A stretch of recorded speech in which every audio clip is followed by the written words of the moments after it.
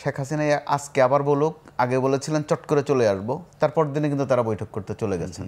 আজকে রাতে যদি হুট করে বলে যে হুট করে চলে আসবো, আবার তারা তার মানে যেটা মশরুফ ভাই বলছেন, যখনই গ্যারাকলে পরে তখনই সব দলকে, বিশেষ করে বিএনপির গুরুত্বটা বলছে। তার মানে হচ্ছে আপনাদের ঐক্য রক্ষার দায়িত্ব শেখ হাসিনার নেওয়া লাগছে। বাস্তবতা হচ্ছে আর কত ওটা। এখন ঐক্য রক্ষার আরেক দায়িত্ব নিয়ে ওবায়দুল কাদেরকেও সম্ভবত আবার পাঠানো হয়েছে। 10টা মাস পরে বেচারা কথা বলে না, নতুন কিছু কথা নিয়ে ইচ্ছা নিয়ে এসেছেন। তো এইভাবে আর কতদিন?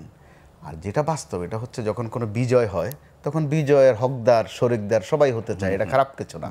কার অবদান কত বেশি, কে দৌড়ে ফার্স্ট হয়েছিল, কে বেশি জেল খেটেছে, কে বেশি নির্যাতিত হয়েছে, এগুলো থাকবে। নানান সূচকে তারা একটা রুল নম্বর ঠিক করার চেষ্টা করে। কে 16 দিন দুর্ভোগে ছিল আর কে 16 বছর দুর্ভোগে ছিল, দুইটা তো এক হইতে পারে। সবাই কিন্তু জানে, আবার দুইটা যে এক না, পরস্পর জানে। কিন্তু যে জিজ্ঞেস করে যে 15 বছর কোথায় ছিলেন, সেও জানে ওনারা 15 বছর কোথায় ছিলেন।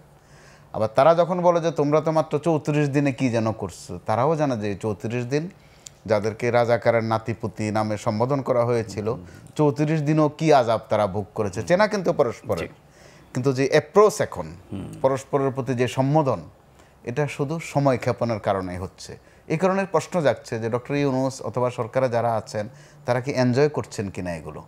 শেখ হাসিনা আজকে আবার বলুক, আগে বলেছিলেন চট করে চলে আসবো, তারপর দিনে কিন্তু তারা বৈঠক করতে চলে গেছেন।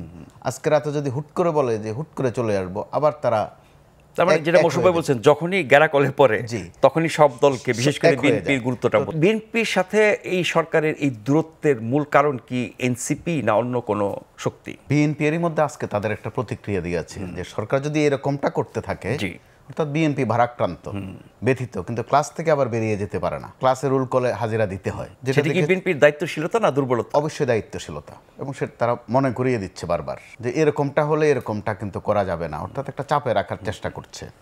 কিন্তু আবার ট্রেজেডি দেখেন, ঐক্যের একটা বার্তাও দিতে হয়। তো ঐক্যের বার্তা দিতে গেলে এ পর্যন্ত সম্ভবত কমপক্ষে 3 দফায় হয়েছে যে বার্তাটা।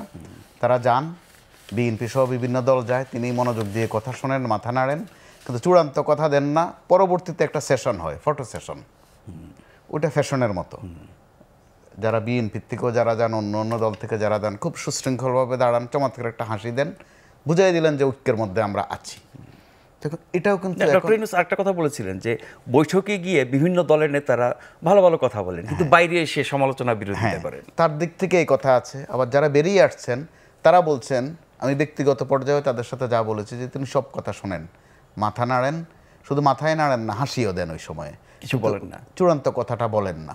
কিন্তু এর মধ্য দিয়ে রাজনৈতিক দলগুলো কিন্তু ক্ষেত্র বিশেষে আপনার আমার চেয়ে বেশি তথ্য রাখে, যেহেতু তারা ফাংশন করে। বিএনপি দেখছে যে রুল নম্বরে তারা পেছনে থাকছে।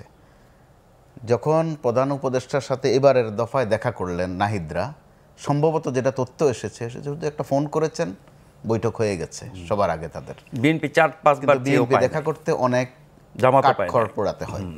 তো বিএনপি আর জামাতের মধ্যে নিয়ে আবার একটু বিরোধ হয়, রুল নম্বর 1 কার 2 কার।